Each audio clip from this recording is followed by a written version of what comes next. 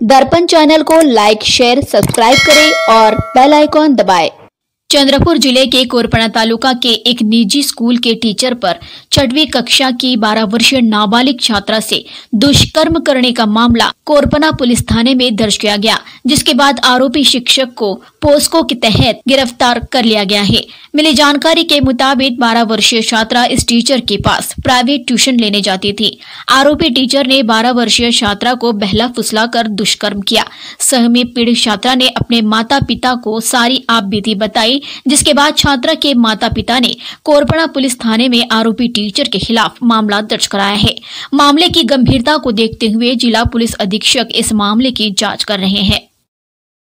12 वर्षीय मुलीच्या बलात्काराचं प्रकरण दाखल झालंय। नेमकं ते प्रकरण काय आहे, त्याच्यात सध्याची स्थिती काय? सर्वांना नमस्कार। काल संध्याकाळी पीडित आणि पीडितच्या आई कोरपना पोलीस स्टेशन मध्ये कंप्लेंट करायच्या आल्या होता। ते सांगितलं होता की मे महिन्यामध्ये त्यांच्यावर काही अत्याचार झाला म्हणून, आणि आरोपी त्यांचा अध्यापक आहे।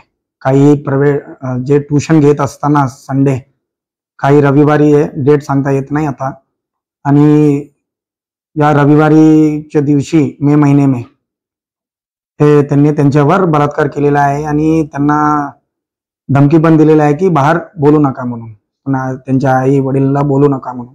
तो त्यांच्या कंप्लेंट लगेच घेतलेला आहे आम्ही, आणि त्यानंतर आम्ही पीडित मुलगीला आम्ही मेडिकल तपासणीसाठी आम्ही चंद्रपूर सिटी हॉस्पिटलला भरती केलेले आहे। त्यांच्या मेडिकल आता संपलेलं आहे आणि ते पण हॉस्पिटलमध्ये आहे।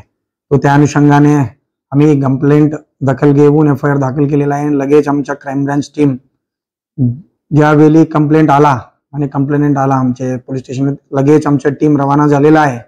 जे गोपनीय माहिती आणि तांत्रिक माहितीनुसार आम्ही रवाना केलेला आहे, आणि रात्री आम्ही अकोलामध्ये मेन आरोपी अमोल लोडे म्हणून अध्यापक आहे, त्यांना आम्ही ताब्यात घेतलेला आहे, आणि त्यांना आता आम्ही चंद्रपूरला घेऊन आला आणि तपास अधिकाऱ्याला ताब्यात दिलेला आहे। आम्ही अटक करून आणि पुढचा तपास सुरू करणार आहे। तर या प्रकरणात पीडित मुलींची संख्या अजून वाढण्याची शक्यता आहे का? सध्या काय माहिती? सध्या तक्रारमध्ये काही निष्पन्न झालेले नाहीये, फक्त एकच पीडित दिसत आहे। बट बाकी हा आरोपी कोणाच्या विरुद्ध अत्याचार केलेला आहे आणि अजून कोणी आरोपी आहे का, त्यांच्या निष्पन्न होण्याच्या मेनली तपास आता प्राथमिक स्टेजवर आहे। तो तपासमध्ये निष्पन्न होण्यानंतर आम्ही कारवाई करतो।